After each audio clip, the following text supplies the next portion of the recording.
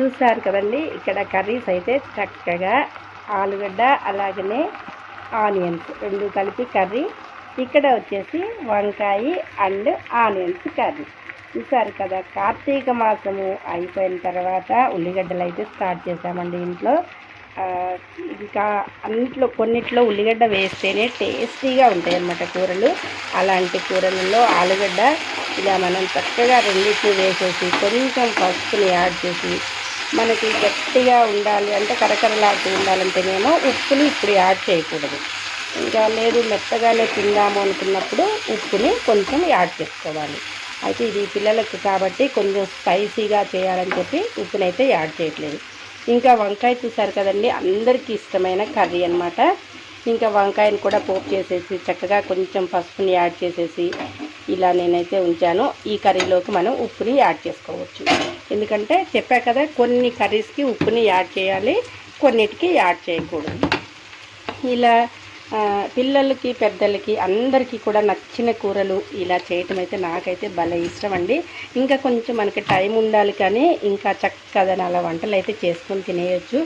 మరి ఇంత కష్టపడేది భోజనం కోసమే కదండి, అందుకోసమే కమ్మనైన వంటలు ఇలా నేనైతే ప్రిపేర్ చేస్తూ ఉంటాను. మార్నింగ్ పప్పు చేశాను, అలాగనే టమాటా కారం కూడా చేశాను. అయినా కానీ పిల్లలు అడిగారనమాట, ఇప్పుడు ఏదన్నా కర్రీ చేస్తావా అంటే ఇంకా నేను చక్కగా అయితే పిల్లలకు నచ్చినవి చేయటమే మన పని కదండి, ఇలా అయితే చేసి పెడదామని చెప్పి ప్రిపేర్ అయ్యాను.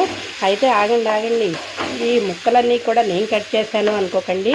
నేను గుళ్ళోకి వెళ్ళి దండం పెట్టుకొని వచ్చేటప్పటికి చక్కగా ఇంట్లో పిల్లలు పెద్దలు అందరూ కలిపి కట్ చేశారండి. ఇంకా మనకి కట్ చేసిన తర్వాత కర్రీ చాలా ఈజీ అన్నమాట.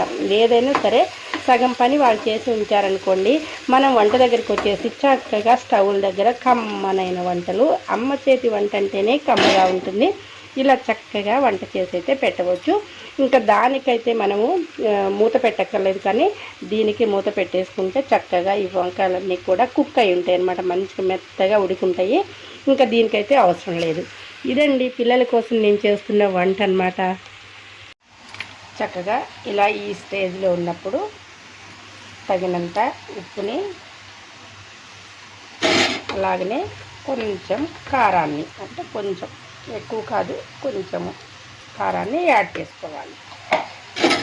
కలిపేసుకొని ఇలా మనము ముందు కాకుండా తర్వాత ఆలుగడ్డలన్నీ అయిన తర్వాత చేసామనుకోండి స్పైసీగా వస్తుంది. ముందే వేస్తే మెత్త పడిపోతుంది అన్నమాట. పిల్లలు ఇలానే ఇష్టపడతారు కాబట్టి వాళ్ళ కోసం మనం ఇలా చేయాలి. చూసారు కదండి మా రెసిపీ ఎంతలోకి అయిపోయిందో.